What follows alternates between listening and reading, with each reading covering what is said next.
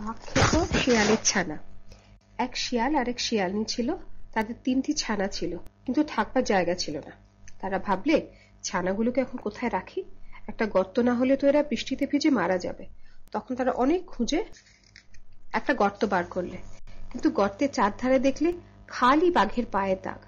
তা দেখে শিয়ালনি বললে, ওগো, এটা যে বাঘের গর্ত, এর ভিতরে কি করে থাকবে? শিয়াল বললে, এত খুঁজেও তো আর গর্ত পাওয়া গেল না, এখানেই আমাদের থাকতে হবে। শিয়ালনি বললে, বাঘ যদি আসে তখন কি হবে? শিয়াল বললে, তখন তুমি খুব করে ছানাগুলির গায়ে চিমটি কাটবে, তাতে তারা চেঁচাবে, আর আমি জিজ্ঞেস করবো ওরা কাঁদছে কেন, তখন তুমি বলবে ওরা বাঘ খেতে চায়। তা শুনে শিয়ালনি বললে, বুঝেছি, আচ্ছা বেশ, বলেই সে খুব খুশি হয়ে গর্তের ভিতরে ঢুকলো। তখন থেকে তারা সে গর্তের মধ্যেই থাকে। এমনি করে দিন কতক যায়। শেষে একদিন তারা দেখলে যে ওই বাঘ আসছে। অমনি শিয়ালনি তার ছানাগুলোকে ধরে খুব চিমটি কাটতে লাগলো। তখন ছানাগুলি যে চেঁচালো তা কি বলবো। শিয়াল তখন খুব মোটা আর বিশ্রী গলায় সুর করে জিজ্ঞেস করলে, খোকারা কাঁদছে কেন? শিয়ালনি তেমনি বিশ্রী সুরে বললে, ওরা বাঘ খেতে চায়, তাই কাঁদছে। বাঘ তার গর্তের দিকে আসছিল, এর মধ্যে ওরা বাঘ খেতে চায় শুনে সে থমকে দাঁড়ালো। সে ভাবলে, বাবা, আমার গর্তের ভিতর না জানি ওগুলো কি ঢুকে রয়েছে, নিশ্চয় ভয়ানক রাক্ষস হবে, নইলে কি ওদের খোকারা বাঘ খেতে চায়? তখনই শিয়াল বললে, আর বাঘ কোথায় পাবো? যা ছিল সবই তো ধরে ওদের খাইয়েছি।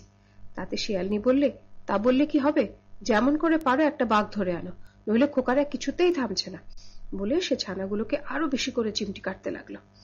তখন শিয়াল বলল, আচ্ছা রোসো রোসো, ওই যে একটা বাঘ আসছে, আমার ঝপাংটা দাও, এক্ষুনি ওকে ভতাং করছি। ঝপাং বলে কিচ্ছু নেই, ভতাং বলেও কিচ্ছু নেই, সব শিয়ালের চালাকি। বাঘের কিন্তু সেই ঝপাং আর ভতাং শুনেই প্রাণ উড়ে গেল। সে ভাবলে, মাগো, এবেলা পালাই, নইলে না জানি কি দিয়ে কি করবে এসে। বলে সে আর সেখানে একটুও দাঁড়ালো না। শিয়াল চেয়ে দেখলে যে লম্বা লম্বা লাফ দিয়ে ঝোপ জঙ্গল ডিঙিয়ে বাঘ ছুটে পালাচ্ছে। তখন শিয়াল আর শিয়ালনি লম্বা নিঃশ্বাস ছেড়ে বললে, যাক, আপদ কেটে গেছে। বাঘ তখন এমনি ছুটেছে যে তেমন আসে কখনো ছোটেনি। একটা বানর গাছের উপর থেকে তাকে ছুটতে দেখে ভারী আশ্চর্য হয়ে ভাবলে, তাই তো, বাঘ এমনি করে ছুটেছে, তো সহজ কথা নয়, নিশ্চয় একটা ভয়ানক কিছু হয়েছে। এই ভেবে সে বাঘকে ডেকে জিজ্ঞেস করলে, বাঘ ভাই, কি হয়েছে? তুমি যে অমন করে ছুটে পালাচ্ছ? বাঘ হাঁপাতে হাঁপাতে বললে, সাধে কি পালাচ্ছি, নইলে যে এক্ষুনি আমাকে ধরে খেত। বানর বললে, তোমাকে ধরে খায় এমন কোন জানোয়ারের কথা তো আমি শুনিনি, ও কথা আমার বিশ্বাস হচ্ছে না। বাঘ বললে, যদি সেখানে থাকতে বাপু, তবে দেখতুম, দূর থেকে অমনি করে সকলেই বলতে পারে। বানর বললে, আমি যদি সেখানে থাকতুম তবে তোমাকে বুঝিয়ে দিতুম যে সেখানে কিছুই নেই, তুমি বোকা, তাই মিছিমিছি অত ভয় পেয়েছ। এ কথায় বাঘের ভারী রাগ হলো। সে বললে, বটে, আমি বোকা, আর তোমার বুঝি ঢের বুদ্ধি, চলো তো একবার সেখানে যাই। বানর বলে, যাবো বই কি, যদি আমাকে পিঠে করে নিয়ে যাও।